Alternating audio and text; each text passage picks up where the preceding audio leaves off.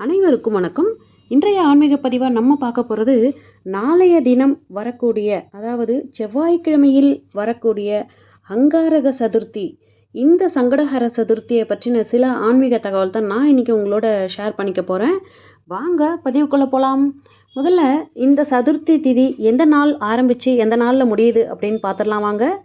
சங்கடஹர சதுர்த்தி தினமானது நாளைய தினம் செவ்வாய்க்கிழமையில் காலை 12:17க்கு ஆரம்பித்து இந்த சதுர்த்தி திதியானது அடுத்த நாள் 7ஆம் தேதி அன்னைக்கு புதன்கிழமை 11:35 வரை இந்த சதுர்த்தி திதியானது இருக்கின்றது.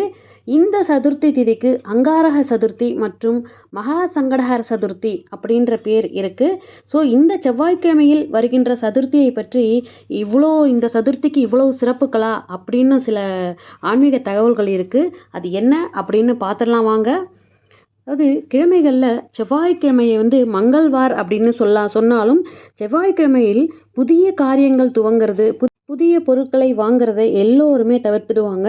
ஆனால் செவ்வாய்க்கிழமை அப்படிங்கிறது கடன், நோய், துன்பங்களை நீக்கிறதுக்கு மிகவும் சக்தி வாய்ந்த நாள் அப்படின்னே சொல்லலாம். செவ்வாய்க்கிழமை முருகப்பெருமானுக்குரிய ரொம்ப வழிபாட்டுக்குரிய நாள் அப்படின்றதும் எல்லோருக்கும் தெரிந்த விஷயம். செவ்வாய்க்கிழமையில் செய்யப்படுற வழிபாடு அப்படிங்கிறது நம்மளுடைய வாழ்வில் இருக்கும் பிரச்சனைகள் எல்லாத்தையுமே நீக்கக்கூடியது. அதிலும் சங்கடங்கள் தீர்க்கும் சங்கடஹர சதுர்த்தி செவ்வாய்க்கிழமையில் இணைந்து வருவது மிகச்சிறந்த ஒரு பலன்களை தரும். இதற்கு அப்படி என்ன சிறப்பு இருக்குது அப்படிங்கிறத நம்ம இந்த காரணத்தை என்ன, அந்த காரணங்கள் என்ன அப்படிங்கிறத பற்றி நம்ம தெரிஞ்சுக்கலாம். அதுக்கு இந்த சங்கடஹர சதுர்த்தி தோன்றிய வரலாறு என்ன அப்படிங்கிறத பற்றி தான் நம்ம முதல்ல பார்க்கணும். வாங்க பதிவுக்குள்ளே போயிடலாம். விநாயக பெருமான் அவதரித்த நட்சத்திரம் அப்படிங்கிறதால சதுர்த்தி அவருக்கு உரிய வழிபாட்டு நாள் அப்படின்னே சொல்லலாம் சதுர்த்தி திதி. ஆனால் சந்திரனுக்கு ஏற்பட்ட சாபத்தை நீக்கியதால சங்கடஹர சதுர்த்தி விரதம் உருவானது. ஒரு சமயம் விநாயகர் உலகை வலம் வந்து கொண்டிருந்த போது தன் அழகை பற்றி கர்வம் கொண்டிருந்த சந்திரன் அவரை பார்த்து சிரிக்க, கோபம் கொண்ட விநாயகர் சந்திரனை நோக்கி நீ தேய்ந்து மறைய கடவது அப்படின்னு சாபம் கொடுத்துடுறாரு. அதுக்கப்புறம் தன்னுடைய தவறுக்கு வருந்திய சந்திரன் விநாயகரை நோக்கி தவம் இருந்து சந்திரனை தன் தலை மீது ஏற்று பாலச்சந்திரன் அப்படிங்கிற பெயருடன் அருள் பாலித்து சந்திரனுக்கு வளரும் தன்மையை தந்தார் விநாயகர். இதுபோன்று சந்திர பகவான் வரம் பெற்ற நாள் தான் தேய்பிறை சங்கடஹர சதுர்த்தி அப்படின்னு சொல்கிறோம். அதனால் சதுர்த்தி திதி விநாயகருக்கு உகந்த திதி ஆனது. அதிலும் அங்காரக சங்கடஹர சதுர்த்தி அப்படின்னா சங்கடத்தை நீக்குதல், உலக வாழ்வில் நாம் செய்த கர்ம வினையின் பயனாக வரும் எல்லா இன்னல்களையும் போக்கி அளவில்லாத நன்மைகளை தருவதால் இந்த விரதம் சங்கடஹர சதுர்த்தி விரதம் அப்படின்னு போற்றப்படுது. அங்கார பகவான் விநாயகரை பூஜித்தே கிரக பதவி அடைந்தார்.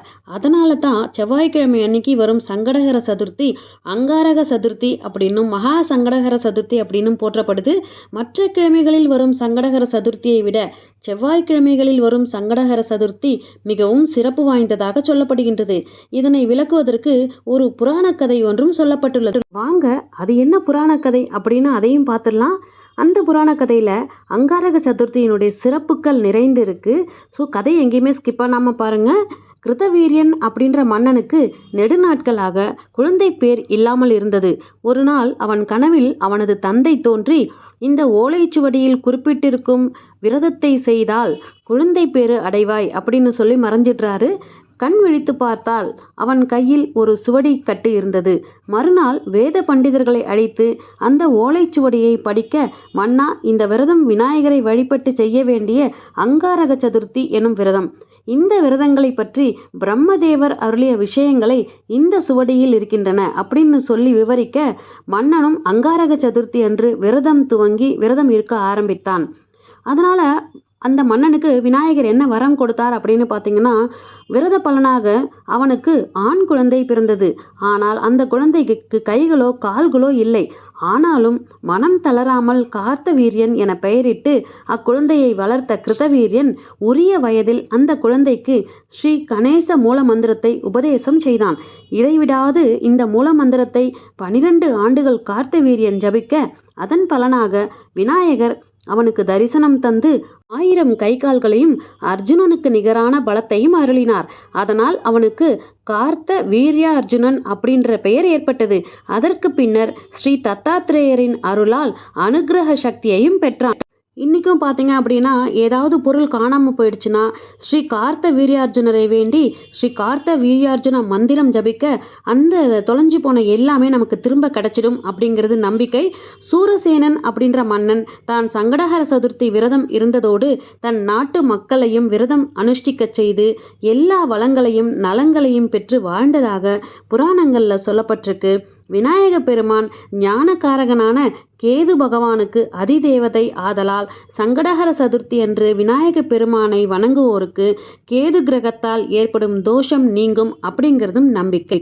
அப்படிப்பட்ட இந்த விநாயக பெருமானுக்கு நாளைய தினம் அங்காரக சதுர்த்தி அன்று நம்ம வீட்டிலையோ அல்லது கோவில்களிலோ போயிட்டு நம்ம விநாயக பெருமானுக்கு தீபம் ஏற்றி சூறை தேங்காய் உடைத்து நம்ம நிவேதனமாக பழங்கள் அல்லது கொழுக்கட்டை நிவேதனம் செய்து சுண்டல் கொழுக்கட்டை நிவேதனம் செய்து அதை நம்ம அங்கே இருக்கிறவங்களுக்கு பிரசாதமாக கொடுக்க நம்மளுடைய கர்மவினை நீங்கும் அப்படிங்கிறது நம்பிக்கையாக சொல்லப்பட்டுள்ளது. இந்த தகவலோட இன்றைய ஆன்மீக பதிவை நான் முடிச்சுக்கிறேன்.